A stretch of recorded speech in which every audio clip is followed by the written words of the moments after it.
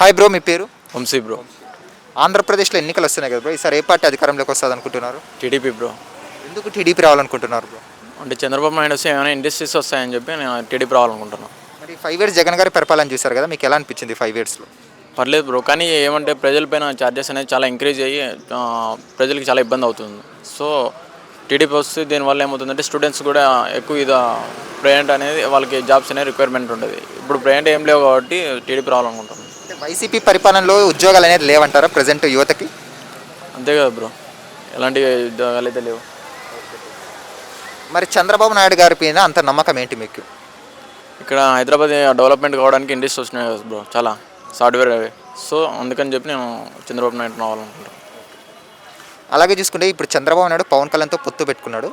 పొత్తు పెట్టుకోవడం కరెక్టా, లేకుంటే సింగిల్గా పోటీ చేస్తే కరెక్టా చంద్రబాబు నాయుడు? పొత్తు పెట్టుకోవడం కరెక్టే బ్రో. ఎందుకని? అంటే వాళ్ళు ప్రజలకు న్యాయం చేయాలనుకుంటున్నారు కాబట్టి సో వాళ్ళిద్దరూ కలిస్తే మంచిది.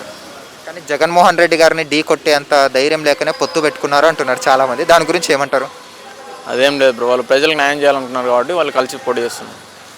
కొంతమంది చంద్రబాబు నాయుడు పవన్ కళ్యాణ్ వాడుకుంటున్నారు, ఎన్నికల తర్వాత వదిలేస్తాడని అంటున్నారు, టాక్ ఉంది బయట. దాని గురించి ఏమంటారు?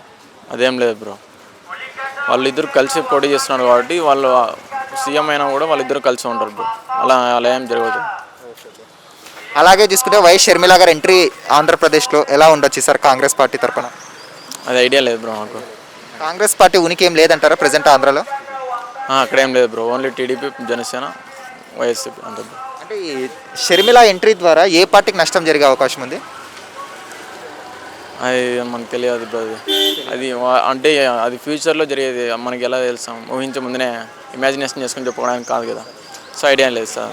చంద్రబాబు నాయుడు మీద సానుభూతి ఈసారి చాలా పెరిగిపోయింది. ఆయనకి ఒక్కొక్క అవకాశం ఇవ్వాలి, అలాగే ఆయనకి ఏజ్ అయిపోయింది, ఇంకోటి కొంతమంది జైలుకి పోయి వచ్చారు అంటున్నారు. అంటే చంద్రబాబు నాయుడు మీద సానుభూతితో ఓట్లు వేయాలా ప్రజలు, లేకపోతే ఆయన చేసే అభివృద్ధికి ఆయన విజన్ చూసి వేస్తారా ఈసారి? అభివృద్ధి చూసేస్తారు బ్రో, సానుభూతి అయితే ఉండదు. అభివృద్ధి జరుగుతుంది కాబట్టి, ఇంతకుముందు అభివృద్ధి జరిగింది కాబట్టి అభివృద్ధి ద్వారానే వేస్తారు ఓట్లు. హైదరాబాద్ చేశారంటున్నారు, మరి ఆయన అధికారంలోకి వస్తే అమరావతి కూడా ఇలాగే డెవలప్ అవుతుందా? అవుతుంది, తప్పకుండా అవుతుంది బ్రో. అలాగే వైఎస్ షర్మిల, చంద్రబాబు, పవన్ కళ్యాణ్ ముగ్గురు ఏమైనా కలిసి పొత్తు పెట్టుకొని వచ్చే అవకాశం ఉంది ఇప్పుడు వచ్చే ఎన్నికల్లో? అది మనకు ఐడియా లేదు బ్రో, అది వాళ్ళకి తెలియదు. సరే, మరి జగన్మోహన్ రెడ్డి గారు సింగిల్గా వస్తున్నారు కదా, మళ్ళీ వీళ్ళు కానీ సింగిల్గా వస్తే అవి సరిపోయేది కదా. అంటే ఆయనకు భయపడుతున్నారనే అనుకోవచ్చు కదా మనం. అలా ఎందుకు అనుకుంటున్నారు బ్రో, వాళ్ళు ప్రజలకు న్యాయం చేయాలనుకున్నారు కాబట్టి ఏకమత్యమై వస్తున్నారు, వాళ్ళు ఐకమత్యమై వస్తున్నారు. పవన్ కళ్యాణ్ గారు గత ఎన్నికల్లో ఓడిపోయారు, ఎమ్మెల్యేగా కూడా గెలిచలేదు. ఈసారైనా గెలిచి అసెంబ్లీకి వెళ్తారా? గెలుస్తారు బ్రో ఈసారి వాళ్ళు తప్పకుండా గెలుస్తారు.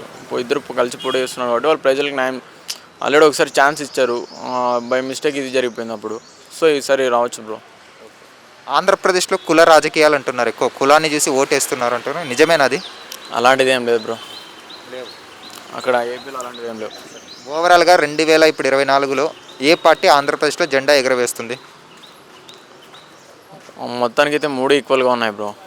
మీ అభిప్రాయంలో అయితే ఏ పార్టీ వస్తే బాగుంటుంది? టీడీపీ అనుకుంటున్నా నేనైతే. చంద్రబాబు నాయుడు వస్తే better. Okay, thanks. Hi friends, మా ఫ్యూచర్ టుడే ఛానల్ చూస్తున్నందుకు చాలా థ్యాంక్స్. మరిన్ని లేటెస్ట్ వీడియోస్ కోసం వెంటనే సబ్స్క్రైబ్ చేయండి. అలాగే ఈ బెల్ని కూడా రింగ్ చేసేయండి. మా లేటెస్ట్ వీడియోస్ నోటిఫికేషన్స్ అన్నీ మీ మొబైల్లో వస్తాయి. మా వీడియోస్ మీకు నచ్చితే లైక్ చేయండి, షేర్ చేయండి, నచ్చకపోతే కామెంట్ చేయండి.